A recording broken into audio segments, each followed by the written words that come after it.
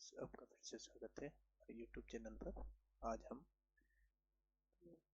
राजस्थान भू राजस्व नियम 1956 की धारा 237 से 239, जिसमें अन्य अचल संपत्ति की वसूली की शक्ति के बारे में बताया गया है, वो देखेंगे।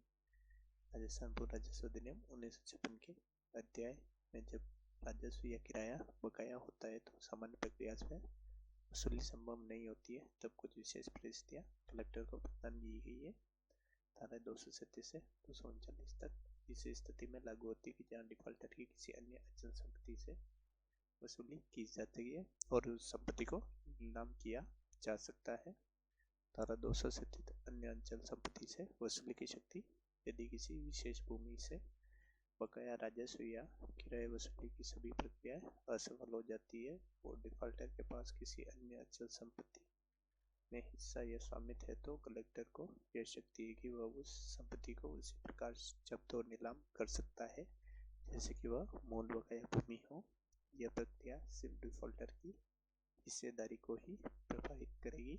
यदि किसी संपत्ति में अन्य सहस्वामी है तो उसकी हिस्सेदारी को यह प्रक्रिया प्रभावित नहीं करेगी।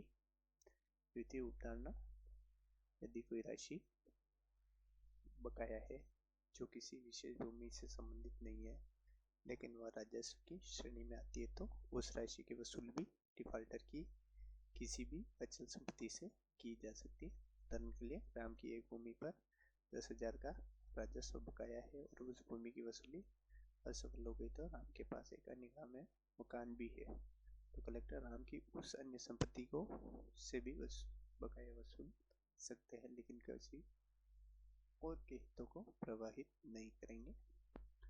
धारा 238 बिक्री की उद्घोषणा, जब किसी भूमि या अचल संपत्ति की बिक्री की अनुमति धारा 235 या 237 के तहत दी जाती है, तो कलेक्टर को एक औपचारिक उद्घोषणा करनी होती है। इस उद्घोषणा में निम्नलिखित बातें स्पष्ट रूप से दर्ज होती है और वह भूमि या संपत्ति कौन सी है जिसे बेचा जाएगा, बिक्री का स्थान और समय क्या होगा, क्या यह बिक्री बिना किसी भार के भी होगी या नहीं, अन्य कोई आवश्यक विवरण जो कलेक्टर उचित समझे। द्वितीय उपधारणा, इस उद्घोषणा की एक प्रति डिफॉल्टर को दी जाती है जिससे उसे जानकारी रहे और वह चाहे तो बकाया चुकाकर बिक्री को रोक सके।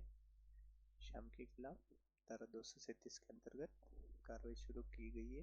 उसकी अन्य अचल संपत्ति को नीलाम करने से पहले कलेक्टर एक विस्तृत उद्घोषणा जारी करेगा, जिसमें बताई जाएगी नीलामी कब और कहाँ होगी और क्या क्या संपत्ति किसी बंधक से मुक्त होगी।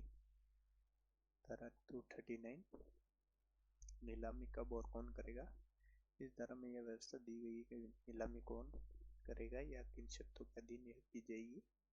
उपधारा 1, नीलामी स्वयं कलेक्टर कर सकता है या उसके अधीन किसी सहायक कलेक्टर या तहसीलदार को इसके लिए नियुक्त कर सकता है।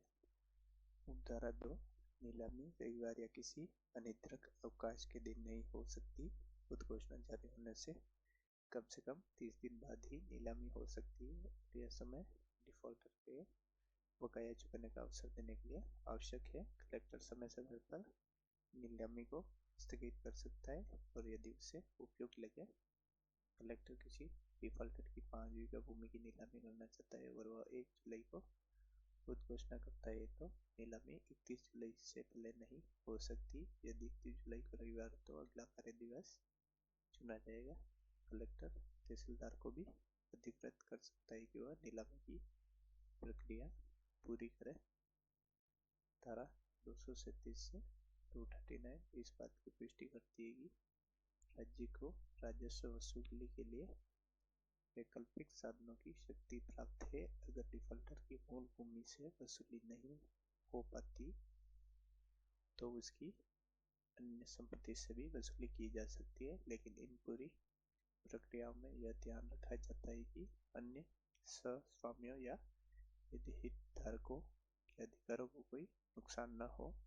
नीलामी की प्रक्रिया पारदर्शिता और न्याय संगत अवसर देने के सिद्धांत पर आधारित होती है और उद्घोषणा के नियम, समय सीमा और आवश्यक अवकाशों के प्रावधान पर यह सुनिश्चित करते हैं कि डिफॉल्टर को पर्याप्त समय और जानकारी मिले। इससे यह स्पष्ट होता है कि वो राजस्व कानून न केवल राज्य के राजस्व हितों की रक्षा करता है बल्कि नागरिक के वैधानिक और संवैधानिक अधिकारों की सुरक्षा करता है। धन्यवाद।